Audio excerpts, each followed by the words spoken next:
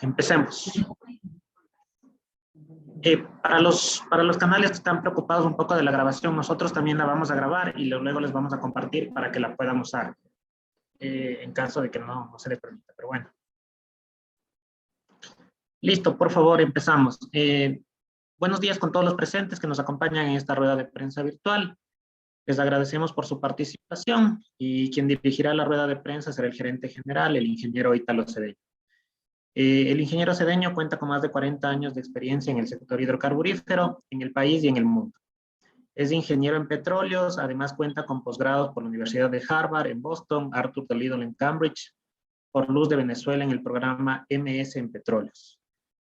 A continuación les voy a detallar un poco la modalidad de esta rueda de prensa. Inicialmente el gerente general va a explicar los ejes de su gestión. Posterior a esto se dará paso a las preguntas que tengan todos ustedes. Les pido que estas preguntas sean muy concretas y se aceptará una pregunta por medio para darles cabida a todos los compañeros que tienen inquietudes. Para proceder con las preguntas deberán levantar la mano en la plataforma, identificarse y el medio al que pertenecen y se les dará el paso y se les habilitará el micrófono para que puedan intervenir. Bien, a continuación le cedo la palabra al gerente general, el ingeniero Ítalo Cedeño. Bienvenidos. Un saludo cordial a todos los medios de comunicación y a sus distinguidas audiencias. Esta rueda de prensa tiene por objeto presentar nuestros planes estratégicos para el año 2022 en las diferentes áreas de responsabilidad de Petroecuador. Esto es en el upstream y en el downstream. Empezando por exploración-producción, continuando con transporte, refinación, comercio nacional y comercio internacional. Voy a compartir una pantalla para que ustedes puedan observar cuáles son las actividades que vamos a realizar en este año 2022.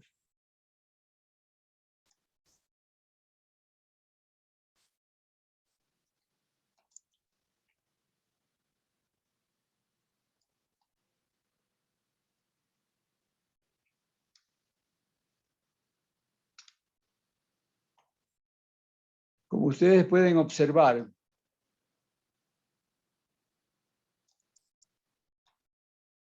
en exploración-producción, teníamos en el año 2021 una tendencia declinante que se vio agravada por el problema con los oleoductos en el mes de diciembre del año 2021. Esta tendencia declinante la hemos revertido y ya estamos en franca recuperación de nuestra producción existente antes del problema de los oleoductos. Y para el año 2022, pues ustedes pueden observar en este gráfico que vamos a ir continuamente incrementando la producción. Esto es con las herramientas actuales. No les he puesto un gráfico de optimización de producción que vamos a lograr con inversión adicional, con tecnología de punta, con inversión extranjera, trayendo al país las mejores empresas de producción de petróleo del mundo, con las que vamos a firmar joint venture, consorcios para producir nuestro petróleo de mejor manera. No hay alternativa, no es una opción. O producimos el petróleo ahora o no lo recobramos nunca. Continúo. Todos ustedes son familiarizados con lo que nos está ocurriendo con el oleoducto transecuatoriano SOTE y con el oleoducto de crudos pesados OCP, además del poliducto Chichufín-Quito y los problemas que pudieran ocurrir en la central Coca-Cola-Sinclair. Por eso nosotros tenemos que ir a una variante definitiva. Han habido 7 variantes para el SOTE, 5 variantes para el poliducto, y tenemos que lograr una solución definitiva. Tampoco es una opción. Tenemos que hacerlo rápido porque hemos tenido pérdidas cuantiosas por efecto de la erosión regresiva del río Coca, del río Quijos, de los afluentes. Y esta erosión no solamente que es longitudinal, se está volviendo una erosión lateral. Por lo tanto, hay que alejarse del enemigo que es el volcán reventador y estas erosiones regresivas. Ustedes pueden apreciar en el gráfico, en la pantalla, pueden apreciar cuál es la ruta definitiva que estamos proponiendo, el margen derecho del río Quijos, que obviamente tiene mejor terreno, no es deleznable como el margen izquierdo, es roca y podemos tener una solución definitiva, siguiendo inclusive carreteras que preexisten y siguiendo las líneas de transmisión del interconectado. El volcán reventador siempre será un problema. Ocurrió un sismo en el año 1951, se repitió en el año 1987, ya con infraestructura petrolera, fue destruida por 6 meses y volverá a ocurrir. El volcán reventador, como su nombre lo indica, pues es completamente activo, reventando todo el tiempo. Existen puntos vulnerables en el actual trazado. Se trata de un fenómeno de erosión regresiva impredecible.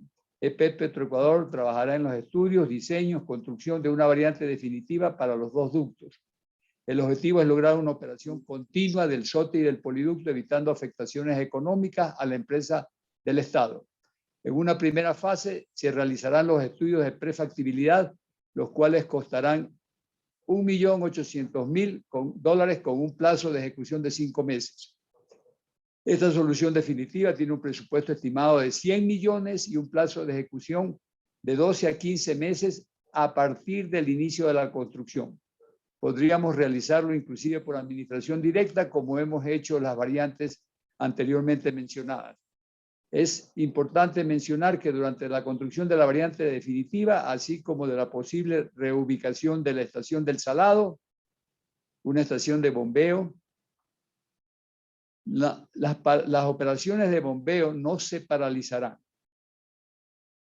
Estos estudios serán coordinados obviamente con el Ministerio de Transporte, porque tenemos la carretera al lado del oleoducto, y también con el oleoducto de crudos pesados. Soluciones en la margen izquierda las haremos con SELEC, que tiene la central Coga-Codo Sinclair y la toma de Coga-Codo Sinclair. Entonces, ellos, pues, en el margen derecho hay algunas soluciones que podrían inclusive impedirnos que nosotros cambiemos a la estación del Salado. Pero los oleoductos sí definitivamente tienen que ser cambiados porque el enemigo es el volcán reventador y es obvio que tenemos que alejarnos del enemigo. En cuanto a refinación, ustedes también en esta gráfica, en esta lámina, pueden observar que el día 18 de enero, tanto en la refinería Esmeraldas como la refinería de La Libertad, como la refinería de Chuchufín, de las 3 plantas que tenemos de refinación, están operando a su capacidad, a su potencial. Inclusive el porcentaje de operación con respecto al programado es mayor. En refinería Esmeraldas, para empezar con ella, pues ustedes pueden ver que todas las plantas están operando a más del 100% en las unidades atmosféricas y de vacío. Siempre es importante la unidad de craqueo catalítico, la FCC, y también está operando el día de ayer al 90% comparado con el 88% programado. Otras unidades menores producen una eficiencia del orden de un 90%, lo que es aceptable. La refinería de Libertad, en cambio, las 3 unidades, la Cautivo, la Parson y la Universal, la refinería de la Libertad tiene estas 3 plantas, están operando encima de 90%, 100% Cautivo, 99% de la planta Universal, y es mucho mayor en todos los casos que lo programado. Y la refinería de Shushufindi, excepción de la planta de gas, las 2 unidades de destilación atmosférica están programadas en 98% y el día de ayer estamos en 100% de operación. La capacidad operativa se está efectuando en un 100% de eficiencia. Esta planta de gas que produce LPG y otros derivados de gasolina no funciona al 100%. Perdón, la planta de gas que produce el LPG y los líquidos son reinyectados al ducto. El problema aquí en esta planta de gas es que no hay gas asociado suficiente.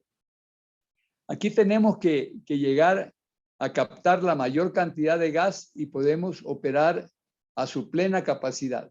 No opera a su plena capacidad por falta de alguna eficiencia en la planta. No lo es por esa razón, sino porque no hay suficiente gas asociado. Y ustedes se preguntarán, pero se está quemando gas. Bueno, hay que captar ese gas. Y es uno de los programas más importantes de esta gerencia, captar todo el gas que actualmente se quema en las TEAs y llevarlo a la planta de gas hasta llenar su capacidad y de ahí en adelante inclusive industrializar el exceso, pero no quemar más gas en el oriente.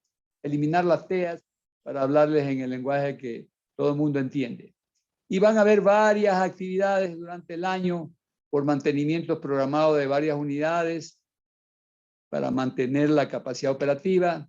Vamos a montar un nuevo turbogenerador en Esmeraldas para no depender del interconectado y tener autogeneración, no depender de la eléctrica Esmeralda. Nosotros podríamos, con este nuevo turbogenerador que lo vamos a instalar, tener una capacidad operativa en cuanto a electricidad del 100%. Y ya estamos produciendo, esto es una buena noticia, diésel con especificación Euro 4, esperamos llegar en el futuro a Euro 5, pero ya tenemos 50 partes por millón en la hidrodesulfuradora para el diésel premium que consumimos en el Ecuador. En cuanto a la gerencia de comercio nacional, no ha habido ningún desabastecimiento por ninguna causa operativa, ni siquiera por la interrupción de los oleoductos, del bombeo de los oleoductos. Las refinerías están produciendo a su máxima capacidad y nosotros pues en el año 2021 despachamos y abastecimos al mercado nacional con 90 millones de barriles de combustible. Ustedes ven allí los principales combustibles que consume el país, con un promedio diario gasolina super, 6.800 barriles, 2.500.000 barriles anuales, gasolina extra, 34.000 barriles, 12.500.000 barriles anuales, gasolina Ecopaís, 36.000 barriles, 13 millones de barriles anuales, diésel premium, diésel 2 y y gas licuado del petróleo, que es el gas que ustedes reciben en las bombonas en sus hogares. Aquí es importante, la mayor parte de este GLP es importado y tenemos que bajarlo porque el Ecuador no puede darse el lujo de sacar divisas para traer este combustible que, como ustedes saben, es increíblemente subsidiado en su precio con respecto a Colombia, por ejemplo, o con respecto a Perú. Entonces, 3.500 toneladas métricas de GLP diario y anual 1.276.000 toneladas métricas. Lo más importante para el público nacional, que conozca lo que estamos haciendo y vamos a hacer en comercio internacional, la estrategia que tenemos para la exportación del crudo ecuatoriano. Aquí ha habido bastante bulla en cuanto a que no recibimos por nuestros barriles de petróleo el precio que merece en el mercado internacional. Por eso tenemos una estrategia para que nuestros crudos se revaloricen. Durante el 2022, EP Petroecuador realizará ventas de crudo de manera permanente para posicionar el petróleo ecuatoriano en el mercado internacional. Esto es muy importante porque este crudo es apetecido por refinerías de alta conversión. Tenemos que mantenernos haciendo ventas para que nuestro crudo sea reconocido en su exacto valor de mercado. Además, se cumplirán las obligaciones contractuales con las empresas que mantienen contratos a largo plazo. Si hay algún problema en esos contratos, pues los solucionaremos. Y si hubo alguna corrupción en el pasado, eso será problema de las autoridades de justicia que se hagan cargo de que cualquier culpable pues pague la pena que tenga que pagar. Nosotros no vamos a proteger a nadie, nosotros vamos a continuar cumpliendo los contratos, renegociándolos para mejor beneficio del Estado ecuatoriano. ¿Cómo? Con lo que vamos a hacer con los excedentes de la producción de crudo, que lo vamos a destinar al mercado de spot, al menos 10%, porque el mercado pues necesita pulsarse con una cantidad importante, significativa, que nos va a dar el verdadero diferencial con respecto al WTI, que ustedes conocen es el crudo de Texas. Ese diferencial será el que vamos a aplicar a los contratos de largo plazo también, pero tenemos que sacarlos en spots porque no se conoce ese diferencial sino a través de las ventas spots que dan el verdadero valor del crudo ecuatoriano con respecto al WTI. Y eso lo vamos a hacer con ambos crudos, con el crudo Oriente y con el crudo Napo. Y vamos a utilizar ambos terminales, el terminal de Balao y el terminal de Punta Gorda, que es el terminal del OCP, donde podemos cargar buques de mucho tamaño, de 1 millón de barriles, de 2 millones de barriles algún día, pero esto nos va a permitir que el costo de transporte se disminuya y el precio del crudo ecuatoriano se revalorice. Esto es todo en cuanto a la presentación y ahora pues entramos en un periodo de preguntas y respuestas. Por favor, las preguntas cortas, yo también daré respuestas cortas para que haya oportunidad al mayor número de participantes de los medios de comunicación de poder absolver sus inquietudes. Adelante, Vladimir. Bien, tenemos la primera pregunta, que es Alberto Araujo. Por favor, su nombre, el medio al que representan y una pregunta concreta.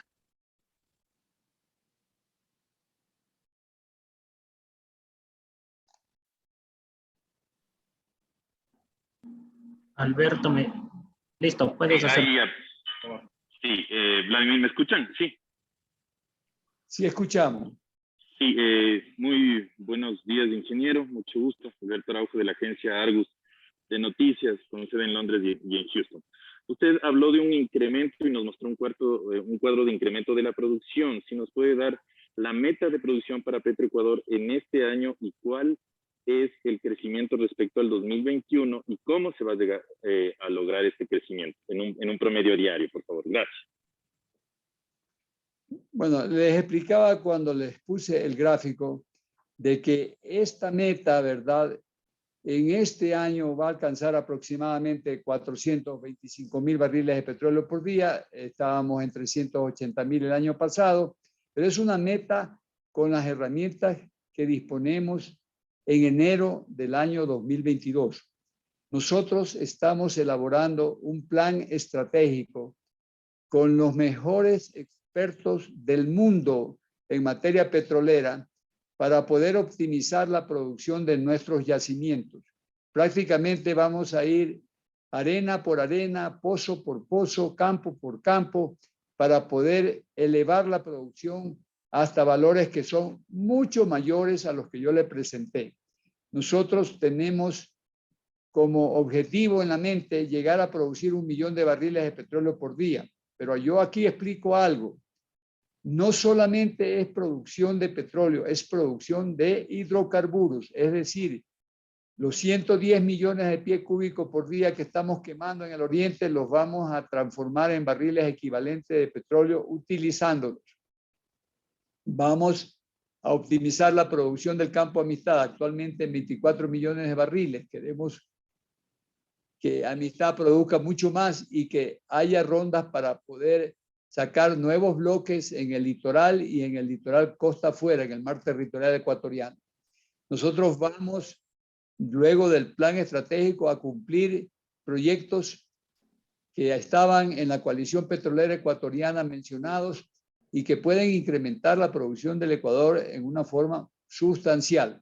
Proyectos de recuperación mejorada, proyectos de perforación de pozos profundos, proyectos de la optimización de la producción del campo ITT, del campo Sacha y de todos los consorcios. Vamos a conversar con todos los consorcios, inclusive con los contratos que están bajo la responsabilidad del Ministerio de Energía. Somos un solo equipo con el Ministerio de Energía y todos los operadores vamos a incrementar la producción. La meta es 1 millón de barriles de petróleo por día en 5 años, donde se considera al gas como barriles de petróleo equivalente. Para mencionarle yo algo que tal vez la gente no conoce, Colombia, con menos recursos, duplicó su producción en 5 años a 1 millón de barriles, pero ese 1 millón de barriles eran 200.000 barriles equivalentes en gas para petróleo y 800.000 barriles de petróleo propiamente dicho, porque lo que el país debe reportar como producción nacional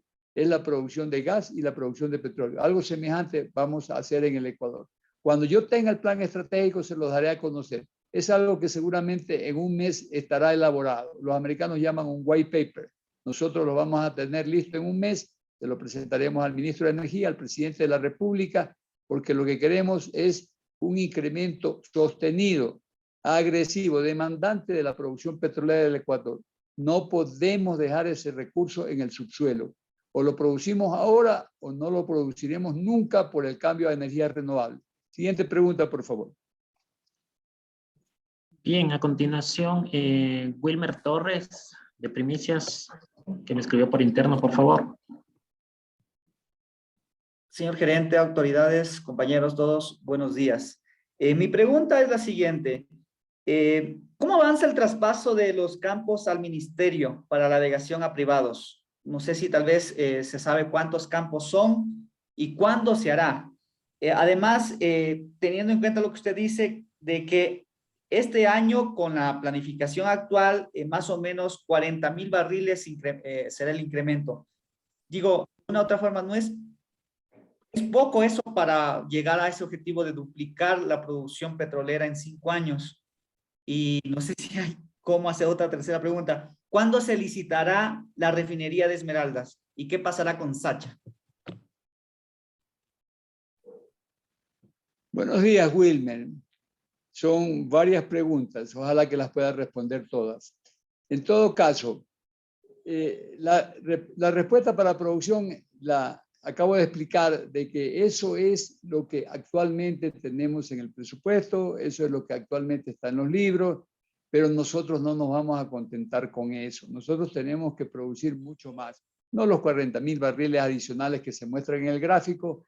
Estoy apenas 2 semanas en esta posición y obviamente tenemos que cumplir ese plan, pero tenemos que ser mucho más agresivos. Yo explico de que o lo hacemos ahora o no se va a hacer nunca. Ese recurso se va a quedar en el subsuelo y por eso es que el plan estratégico va a considerar una cantidad de actividades que optimizarán la producción a un máximo.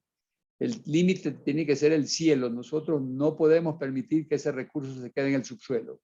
En cuanto a los campos, son alrededor de 22 campos, un poco más, un poco menos, que ya se fueron entregados al Ministerio de Energía. Ellos, pues, obviamente son campos en producción, están elaborando los documentos para que en unas rondas petroleras puedan ser ofrecidos con contrato de participación. Queremos asociarnos con todas las empresas y que Petroecuador, pues, aunque no sea el operador de algún campo, sea siempre un socio no operador como fue el consorcio CPTEXACO y podemos llegar a cosas muy grandes con la empresa privada, inversionista nacional o extranjera, para incrementar la producción hasta el límite que yo le he dicho y que no es ni siquiera 1 millón, es el cielo. Todo lo que podamos producir en este recurso hidrocarburífero tiene que hacerse porque si no se queda en el subsuelo para siempre. Los concursos para Sacha o Esmeralda todavía estamos analizando con el Ministerio de Energía porque nosotros queremos que más que una concesión sea un joint venture, sea un consorcio para manejar Esmeraldas, para manejar Sacha. Sacha tiene mucho potencial y tenemos que darle toda la inversión y tecnología para producir este petróleo que tiene características de campo gigantesco, se lo llama la joya de la corona. Por lo tanto, en estos 2 procesos vamos a trabajar muy de la mano con el Ministerio de Energía para maximizar el beneficio para el Estado ecuatoriano. Adelante la siguiente pregunta, por favor. Lucía Vázquez también está como Camila Gavilanes, por favor. Buenos días, ¿me escuchan? Sí escuchamos. Perfecto, buenos días con todos. Mi pregunta es, usted dijo que costaba muchísimo las variantes por la margen izquierda. ¿Cuánto es de eso?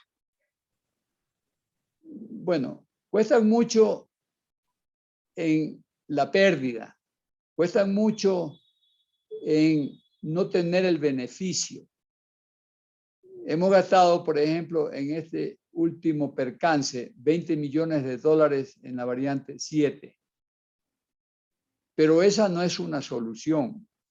Había explicado que la solución definitiva va a costar alrededor de unos $100 millones. Pero esa sí es una solución, porque, por ejemplo, el perjuicio en el último percance al precio actual del petróleo es de aproximadamente $500 millones.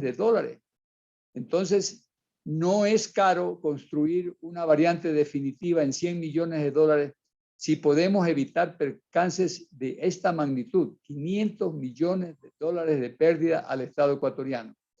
Siguiente pregunta, por favor. Patricia Sandoval, por favor. Buenos días. ¿Sí me escuchan? Sí, le escuchamos, Patricia. Ya, muchas gracias.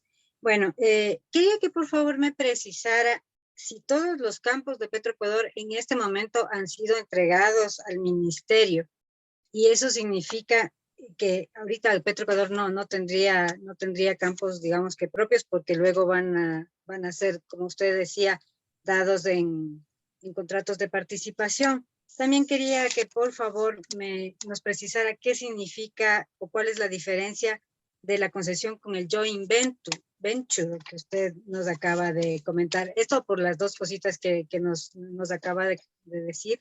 Y mi pregunta era, ¿cuál va a ser la intervención del sector privado para aprovechar el gas asociado y también el campo Amistad? No sé si en esto del gas van a venir las empresas privadas o Petroecuador mismo piensa hacerlo. Muchas gracias. Mire, primero le explico la diferencia de un contrato de concesión con un contrato de participación. La concesión se dio en el pasado y en la mayoría de los países desarrollados del mundo, en las cuencas petroleras, este es el contrato que más se utiliza. Nosotros no, por legislación, no podemos contratar concesiones petroleras. Hay otras formas contractuales en la legislación hidrocarburífera que sí permiten contratar con empresas extranjeras. El contrato de prestación de servicios, el contrato de participación, que en la nomenclatura mundial se conoce como Production Sharing Agreement, que es un contrato de producción compartida. El socio privado, el socio operador, el socio que nos da la tecnología y la inversión, participa con una parte del petróleo crudo que se produce. Desde luego escogemos al socio que mejor participación le dé para el Estado. En cuanto a los campos que nosotros hemos entregado para que puedan ser licitados por el Ministerio de Energía, no son todos, son muchos los campos que existen en el oriente ecuatoriano y muchos más los que van a existir en el futuro, porque vamos a mantenernos explorando, vamos a mantenernos desarrollando nuevos campos. Pero lo que le quiero decir es que estamos todavía en el estudio del reglamento a las reformas a la ley de hidrocarburos que usted conoce, fueron aprobadas recientemente. Y en ese reglamento queremos que Petroecuador siempre participe asociado. Entonces, ahí ya pues es un consorcio.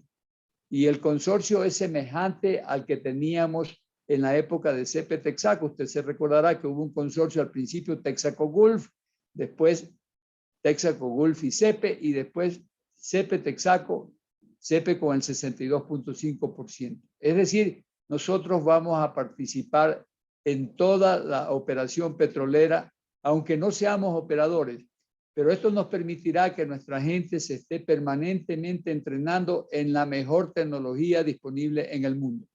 Adelante, la siguiente pregunta, por favor. Por favor, Mayra Pacheco. Buen día. A todos, ingeniero, buen día.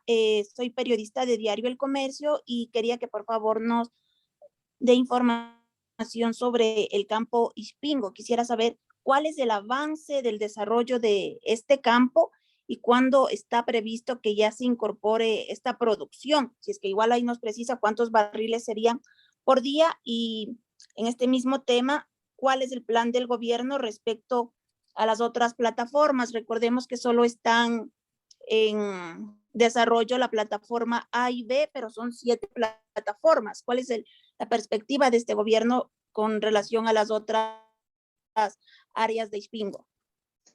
Bueno, voy a aprovechar su pregunta para responder también una inquietud de Patricia anteriormente. Nosotros vamos a sacar todo el potencial petrolero hidrocarburífero del Ecuador a inversión extranjera, privada, y nos vamos a asociar con ella y vamos a lograr los mejores resultados. Por eso en el gas, igual que en el petróleo, Patricia, nosotros vamos a abrir la recolección del gas que se está quemando en el oriente para que sea industrializado. Vamos a potencializar amistad, nos vamos a asociar con las mejores empresas del mundo para que este potencial de amistad sea multiplicado por lo menos 2 o 3 veces. No es posible que Colombia produzca 500 millones de pies cúbicos por día de gas, Perú alrededor de la misma cifra o más, Bolivia mucho más, y nosotros apenas 25 millones de pies cúbicos. Tenemos que ir a esos valores y multiplicar nuestra producción y reserva de lo que actualmente es amistad y toda la zona que le rodea que tiene un potencial semejante. En cuanto a Ispingo, Mayra, tenemos que reconocer que el Yasunío, el Parque Yasuní, es algo que tenemos que respetar. Nosotros vamos a utilizar la mejor tecnología. En realidad, aquí yo quisiera, cuando ya estemos probando el primer pozo de Ispingo, invitarlos a ustedes para que vean los resultados de esta primera experiencia con el campo Ispingo. Ispingo es mucho más grande que Tiputini y que Tambococha juntos. El verdadero potencial de ITT, de este gigante campo ITT, Ispingo, Tambococha y Tiputini, está en Ispingo. Y tenemos que empezar a perforar en 2 plataformas, la A y B, que tienen todos los permisos ambientales, más o menos 20 pozos por plataforma. Esto lo vamos seguramente a lograr el primer resultado en mayo, porque hasta el fin de este mes, el día 31, recibimos las ofertas, adjudicamos, negociamos, firmamos contrato, empezamos la perforación y a fin de mayo, seguramente, o en mayo, vamos a tener el resultado del primer pozo de Ispingo. Tienen un potencial increíble. Ustedes seguramente, si me visitan en esa época y los llevo a ITT, se van a dar cuenta en las pruebas de producción de este campo Ispingo que es formidable, que vamos a tener un resultado que el país lo va a reconocer como exitoso. Hay debajo de estas 2 plataformas, 5 plataformas más que tenemos que perforarlas, tenemos que ir a esas plataformas y al igual que en las plataformas A y B, perforar por lo menos 20 pozos por plataforma, pero estas plataformas ya están en la zona de amortiguamiento, un cinturón de amortiguamiento. Eso en la industria no impide que uno perfore en la zona de amortiguamiento. Desde luego tenemos que trabajar con el Ministerio del Ambiente para lograr los respectivos permisos y podamos, luego de que seamos exitosos, como efectivamente lo vamos a hacer en las plataformas A y B de la zona 100% Ispingo, 100% en el Parque Yasuní, pero no en la zona de amortiguamiento y peor todavía en la zona no contactada, en la zona que se llama intangible, donde hay pueblos no contactados que prefieren vivir en aislamiento y donde no vamos a entrar por ningún motivo. Esa zona la vamos a respetar. Si algún día hacemos pozos, serán pozos desviados, pozos horizontales. Yo anteriormente, cuando era presidente de la Sociedad Internacional de Ingenieros de Petróleo, a los medios de comunicación le expliqué cuánto podemos avanzar en el subsuelo con un pozo horizontal y no tener ninguna afectación en superficie, porque es una desviación que va a sitios remotos en el subsuelo. a 5 o 6 mil pies de profundidad en el caso de Ispingo, y que no tiene ninguna afectación en superficie. Pero nosotros no podemos dejar de producir el ITT. Es una obligación. El recurso nos lo puso Dios o la naturaleza, pero no nosotros. La obligación nuestra es sacar ese recurso. Ese recurso, si estuviera en otras latitudes, por ejemplo, en Estados Unidos, en el Golfo de México, en el Golfo Pérsico o en el Mar del Norte, por lo menos tuviera un recobro de alrededor de 50% del petróleo en sitio. Nosotros acá miserablemente estamos produciendo con un recobro de 15% del petróleo original en sitio. Es decir, demasiado bajo.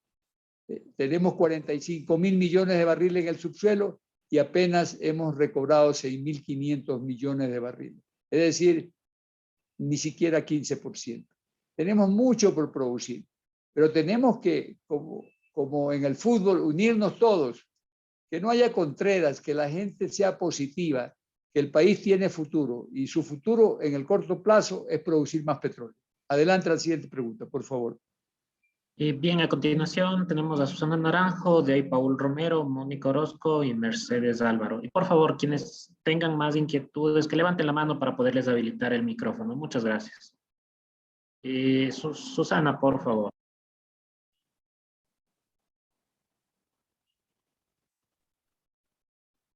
Ok, gracias. Buenos días, señor gerente, compañeros, muy buenos días. Algunas preguntas. ¿Cuándo se realiza la consultoría, informes y auditorías para convertir a la empresa pública Petroecuador en una sociedad anónima? Por otro lado, ¿cuándo Petroecuador entrará ya a la venta de las gasolineras, como lo señala el decreto 95, ¿verdad? Y una última pregunta, si se está trabajando ya en la contratación de estudios para el análisis e investigación de campos offshore. De ser así, ¿cuándo estarán listos? Muchas gracias. Buenos días, Susana. Un gusto poderte responder. Son varias preguntas. Gracias. La verdad es que debemos tener una entrevista particular con tu medio porque es una conversación que merece que el público, ¿verdad?, tenga las explicaciones extensas sobre estos tres tópicos que tú has tocado. Y ahora pues tengo que ser concreto para darle oportunidad a otros medios. Mira, la consultoría, auditoría está contratada con Arthur D. Little y Arthur D. Little es una de las empresas en consultoría petrolera más grandes del mundo. Son 4 en realidad y una de ellas es Arthur D. Little. También podría haberlo hecho Deloitte & Touch, Pricewaterhouse o Ernst & Young. Pero estamos ya con el contrato existente y lo que queremos es que Arthur D. Little nos ayude para llegar en algún momento a una bursatilización. Y esto significa que nos transformaríamos en una SA. No hay que tenerle miedo a las SA. Ecopetrol es SA, Petrobras es SA y nosotros podemos vender acciones para financiar los proyectos de Petroecuador. Esto está en marcha. Espero que el contrato, que es para 1 año, me permita que en el futuro próximo podamos plantearle al Ejecutivo y al Legislativo la transformación de EP Petroecuador en una Petroecuador S.A. En cuanto a las gasolineras, esto es algo que está en marcha y en marcha acelerada, porque es parte del decreto 95. Entonces, Comercio Nacional está trabajando en 2 frentes. Vender las gasolineras, tiene que hacerse una valoración por una auditora nacional. Antes se había pedido auditoría internacional, pero esto nos va a tomar mucho tiempo. Hay empresas calificadas en el Ecuador que nos pueden valorar cuál es el precio de cada refinería, cuánto podemos aspirar, pero las vamos a vender. Eso no tiene regreso. Y además el otro frente es que Petroecuador tiene licencia con algunas gasolineras, ¿verdad? Porque Petroecuador tiene una marca. Entonces, estas gasolineras que tienen contrato con Petroecuador también tendrán que ser terminados de mutuo acuerdo, nunca se impone, o en el plazo cuando se cumpla, y estas gasolineras tendrán que ir a alguna de las otras comercializadoras, por decir algo, con Primas, con Terpel, con Petróleos y Servicios, pero ya no con Petroecuador. Petroecuador no va a competir. Petroecuador tiene la distribución del combustible al por mayor y no puede competir con sus clientes. Tú no vas, como algún día te expliqué, tú no vas a la Ford y compras un carro, tú vas a comprar los carros en la concesionaria de Ford. Entonces, todas estas empresas distribuyen el combustible que nosotros les entregamos y no vamos a competir con nuestros clientes. En cuanto a los campos y Amistad y el offshore, vamos a empezar con Amistad. El ministerio tiene un plan concreto para ofrecer Amistad a la inversión extranjera, pero no nos tenemos que contentar allí, porque tenemos mucho potencial en el litoral y en el mar offshore, como en Amistad. Entonces tenemos que, en realidad, licitar todos los prospectos, todos los posibles campos que estén en el offshore ecuatoriano para llegar al potencial que tiene Colombia, 500 millones de pies cúbicos, nosotros 25 millones.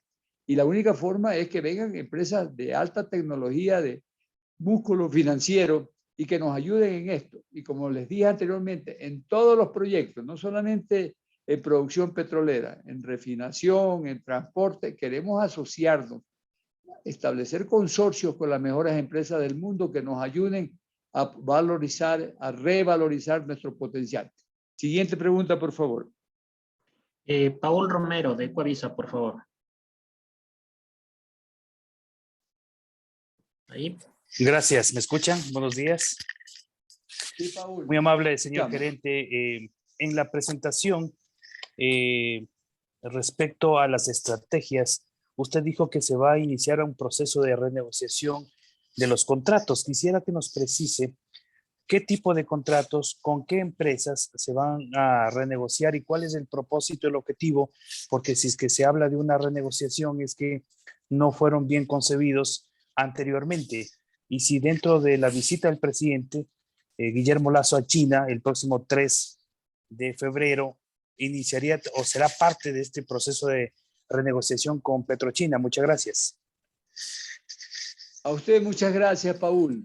Es una pregunta muy interesante.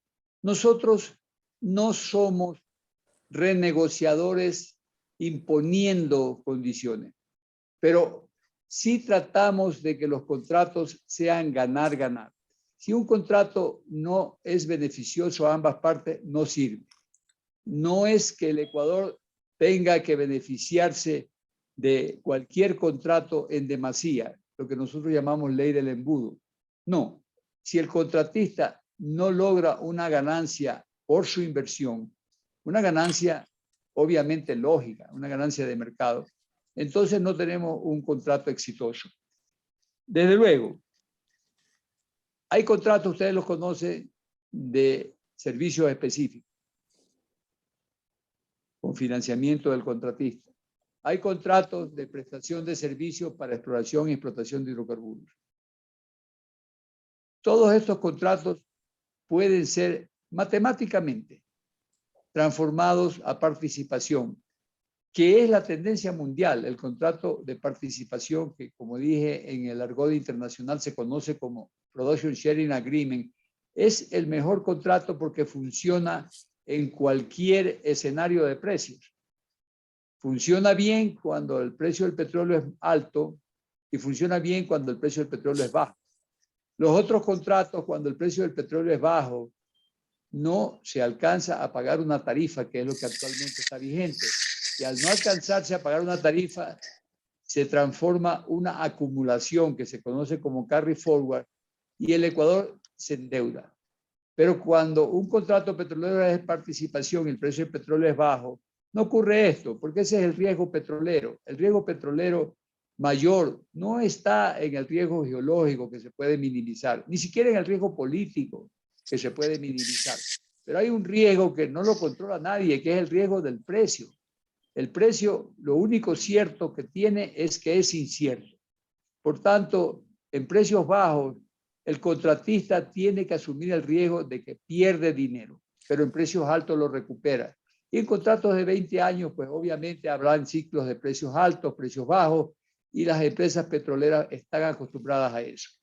En el futuro cercano, pienso que el precio va a estar en los niveles que actualmente tenemos y aún mayores. por efecto de que la demanda está incrementándose y la oferta no suple esa demanda. Siguiente pregunta, por favor. Mónica Orozco. Perdón, que algo muy importante porque tiene que ver con la visita a China. Antes de la siguiente pregunta, Paul, el presidente tiene como un objetivo principal de su visita renegociar la deuda china, que ustedes conocen es más de 5.000 millones de dólares.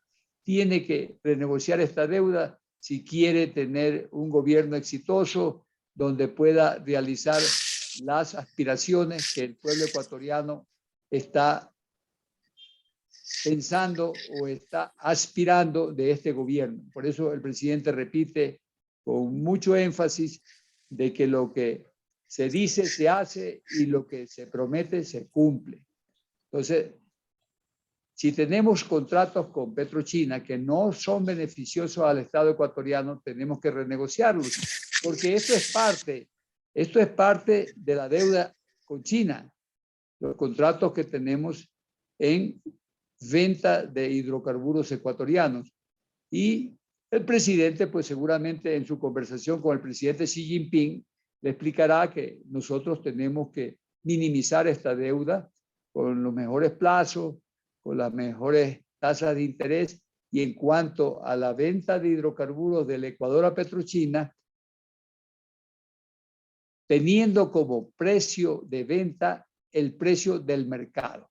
Esto es lo que yo explicaba en la lámina de comercio internacional, de que tenemos que tener los diferenciales que revaloricen el crudo ecuatoriano, los diferenciales de mercado, que solamente los logramos haciendo ventas spot, el diferencial que verdaderamente refleja el mercado. Entonces, con ese valor es con el que tenemos que amortizar la deuda china en cuanto a barriles de petróleo crudo. Siguiente pregunta, por favor. Mónica Orozco, por favor. Ahí.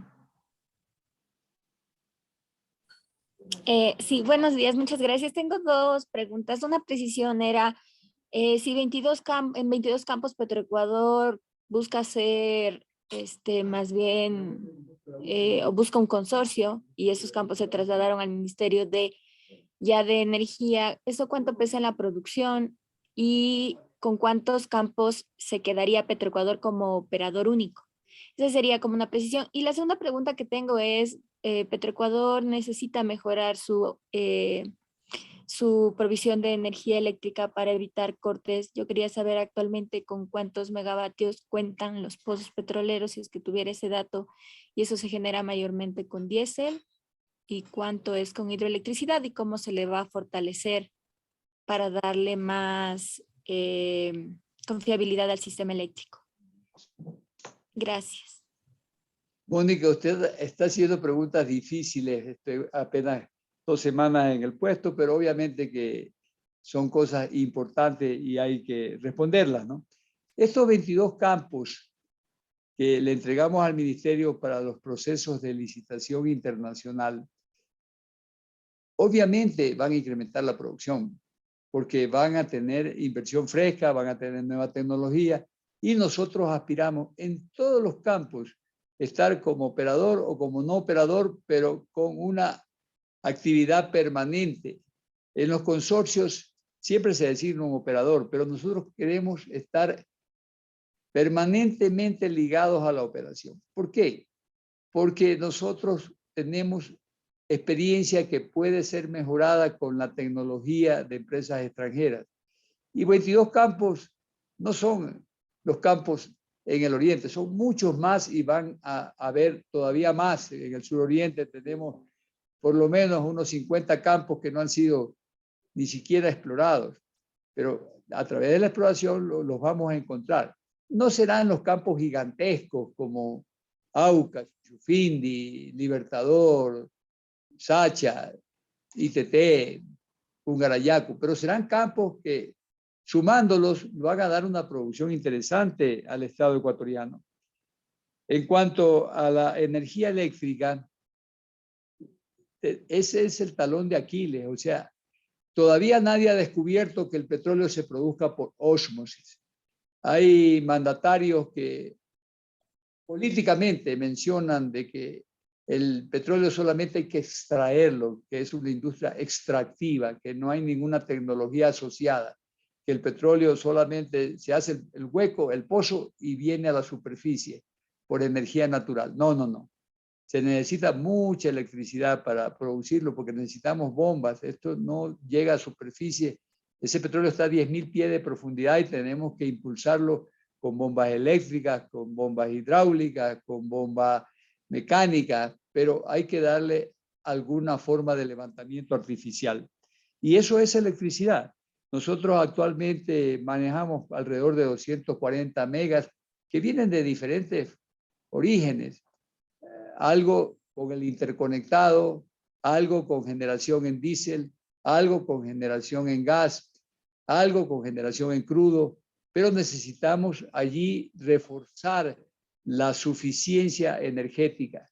Estamos en conversaciones con SELEC para traer turbogeneradores de otras latitudes y también para interconectarnos en otros campos que están más lejanos que el actual campo Shushufindi, que ya está interconectado, para tener nosotros suficiencia eléctrica. Y vamos a trabajar con SELEC de la mano para que nunca se nos vaya a parar, como ha ocurrido en el futuro, la producción petrolera por falta de energía eléctrica. Adelante, siguiente pregunta, por favor. Por favor, Mercedes Álvaro.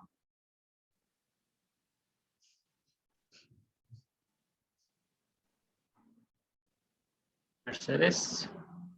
Vladimir, ya vamos cerrando. Cuando sean las 11, ¿verdad?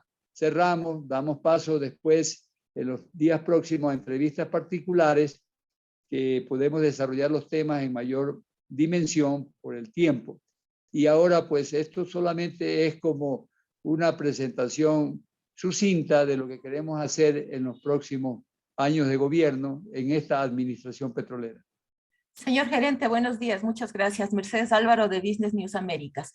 Quisiera un par de precisiones respecto a la variante definitiva. ¿Ya hay definición de quién la va a construir? ¿Se convocará alguna licitación? ¿La hará el Cuerpo de Ingenieros del Ejército? Me refiero a la variante del SOTE. En cuanto al joint venture de los que usted ha hablado, ¿hay activos específicos en los que se piensa en esto? ¿Y cuál será el proceso para escoger al socio? Y también quisiera, por favor, precisar si es que ya se modificó el presupuesto original que se tenía previsto para Petroecuador en este año, que eran 4.617 millones. ¿En cuánto quedó el presupuesto para este año? ¿Cuánto será para costos operativos? ¿Cuánto será para inversiones, por favor?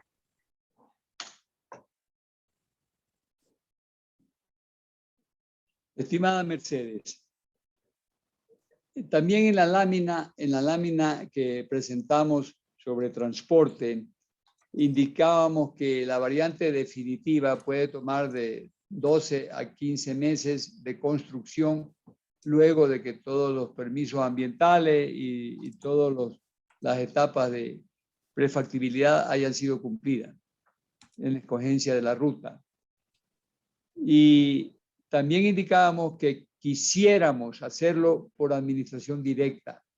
Eso es un trabajo como el que hemos realizado en las variantes, apoyados por el Cuerpo de Ingenieros del Ejército. Tenemos contrato con el Cuerpo de Ingenieros del Ejército. Tenemos que maximizar la maquinaria porque quisiéramos varios frentes para disminuir el tiempo. Cuando construíamos las variantes teníamos solamente 2 frentes, el inicio y el final, y después nos uníamos. Acá quisiéramos tener varios frentes. Y el cuerpo tiene la maquinaria y si no la tiene, pues la alquila, la compra, pero esto es un propósito nacional. No podemos permitirnos que nuevamente el río o el volcán nos dañe la infraestructura de oleoductos. Por tanto, esta solución definitiva es de emergencia nacional. Dice la ley de Murphy que si algo puede pasar, pasa. Y si pasó en el pasado, por ser redundante, en los años anteriores, en el 2020, el primer problema con la reversión, con la erosión regresiva, pero también en el 87 con el volcán destruyendo esa misma infraestructura por el terremoto del año 87. Entonces, la variante definitiva es obligación. Quisiéramos hacerlo por administración directa, nos creemos capacitados y con el Cuerpo de Ingenieros del Ejército ecuatoriano tenemos excelentes relaciones para que esta variante definitiva sea construida lo más pronto posible. En cuanto a los socios en el joint venture, quisiéramos que todos los campos, ¿verdad?, nosotros podamos participar. El contrato de participación está aprobado en la ley. En las reformas a la ley de hidrocarburos se permite que campos en producción puedan ser contratados. Tenemos que optimizar a estos campos, tenemos que ir a la recuperación mejorada de petróleo, tenemos que maximizar su producción. Ese recurso que está en el subsuelo solo se transforma en reserva con inversión y con tecnología. Mientras esté en el subsuelo, no es reserva petrolera, es recurso. Y bueno, eso hay definiciones en la ingeniería de petróleos que todos las conocemos cuando estudiamos esta carrera. Por lo tanto, el recurso se transforma con inversión y tecnología y queremos ser socios, entrar en joint venture con todas las empresas importantes del mundo. Ojalá que podamos volver a tener aquí en Ecuador a ExxonMobil, a Chevron Texaco, a ConocoPhillips, a Total Elf Aquitaine, al grupo Royal Dutch Shell, a British Petroleum, a las empresas asiáticas, etcétera, porque queremos ser socios con todas las empresas. Esas son empresas grandes, pero también medianas, porque hay campos de todas las dimensiones. Un Sacha, por ejemplo, necesita una empresa muy grande, pero campos pequeños se pueden contratar con empresas también medianas o pequeñas, pero que tienen buena tecnología y recursos financieros. Y en cuanto al presupuesto, miren, nosotros vamos a tratar de tenerlo aprobado este día viernes. Justo hay una sesión del directorio que es quien aprueba el presupuesto, porque no nos podemos permitir empezar el año 2022 sin un presupuesto aprobado. Por diversas circunstancias, inclusive de la pandemia, en el año 2021 se trabajó con un presupuesto que en realidad era prorrogado del 2020 y cuya aprobación como 2021 se logró al final del año. Eso no puede repetirse. Nosotros necesitamos un presupuesto aprobado. Hemos hecho el mayor énfasis con los miembros de directorio, contestando todas sus inquietudes para tener un presupuesto este día viernes. Efectivamente, usted conoce la cifra, poco más de 4.000 millones de dólares. Si en el camino vamos a necesitar más, haremos pues extensiones del presupuesto, ampliaciones a mitad de año en la medida en que vamos dando resultados, porque estoy seguro que el Ministerio de Finanzas pues no nos dará más dinero si es que no mostramos, o si es que no mostramos, si es que no se muestran resultados. Y eso es lo importante, porque si el Ministerio de Finanzas me da $100, yo tengo que devolverle 500. Esa más o menos es la proporción. Nosotros tenemos un costo de producción de alrededor de unos $16 por barril y le devolvemos $80, más o menos 5-1. Eso es lo que tenemos que lograr si es que necesitamos más dinero, mostrar resultados, y lo conseguiremos, porque el ministro de Finanzas, pues obviamente va a priorizar tener más recursos para las otras necesidades del Estado ecuatoriano. Y más o menos la mitad es de inversiones, de proyectos retrasados, de pagos a los contratistas de servicios específicos, y 2.000 millones de gastos. 2.000 millones de inversión, 2.000 millones de gastos. Pero nosotros generamos 11.000 millones.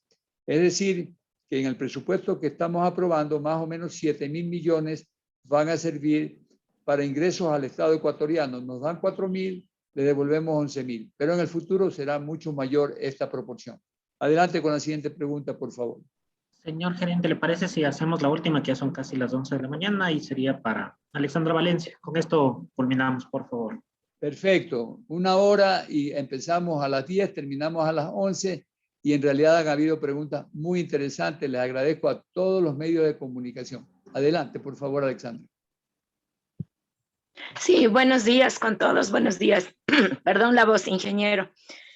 Tengo unas precisiones. Respecto al campo Ispingo, usted hablaba de un cronograma y que culminaría con el primer barril en mayo. ¿Esto significa que sería una licitación internacional para el campo? ¿O cuál es ahí la figura? Y también si me puede ayudar con cuánto sería la meta de producción solo de Ispingo. Y le insisto en la consulta que ya hicieron mis compañeros de cuántos campos quedarían solo en manos de Petroecuador. Gracias. Es muy interesante su pregunta, Alexandra. Cuando yo mencionaba que en mayo podemos ya tener el primer Ispingo produciendo, eso significa que a fin de mes, pocos días más, ya tenemos un ganador de la licitación internacional que estaba en marcha. No la he iniciado yo, pero obviamente que la voy a terminar con la firma de los contratos.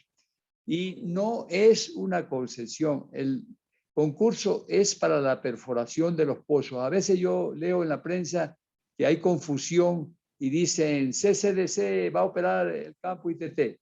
Eso no es posible. Por ley no es posible. El permiso que tenemos de la Asamblea es para que el operador sea Petroecuador. Entonces, no es que se está concesionando Ispingo o Tambococha o Tiputini. Son compañías de perforación de pozos. Ese es el verdadero servicio específico. El contrato es para perforación de pozos. Y luego de que se firma, tenemos un cronograma para negociación, para ejecución. Hay que movilizar los taladros, hay que ir a la plataforma A, a la plataforma B en forma simultánea, en paralelo, y empezar a perforar los pozos. Estimamos que esto estará listo en mayo, pero les repito, esto es simplemente un contrato de perforación de pozos, de la contratista que nos hace el hueco. Pero una vez que el pozo está perforado, somos nosotros los que lo probamos, los que lo incorporamos a la producción a través del oleoducto secundario y en Lago Ario a través del oleoducto principal. Ese petróleo, pues, obviamente, incrementará la producción nacional en el corto plazo. Y en cuanto al potencial, Ispingo tiene un potencial de 150,000 barriles de petróleo adicionales. Ojalá lleguemos a esa cifra, pero 150,000 barriles de petróleo adicionales es todo el dinero del mundo y el Ecuador lo necesita. Listo, muchas gracias a todos por participar en esta rueda de prensa. Gracias, señor gerente, por responder todas las inquietudes. Y solo nos quedó una pregunta que es Lucía Casay, pero en tal caso nos haces llegar por interno y te la contestamos, por favor. Muchas gracias, buenos días, y a todos los compañeros de los canales de televisión. Igual les vamos a hacer llegar la grabación para que la tengan y la puedan usar en sus notas. Muchas gracias, buenos días. Muchas gracias y en corto plazo estaremos en entrevistas parciales, particulares, para poder responder muchas más preguntas y con mayor tiempo. Un buen día para todos.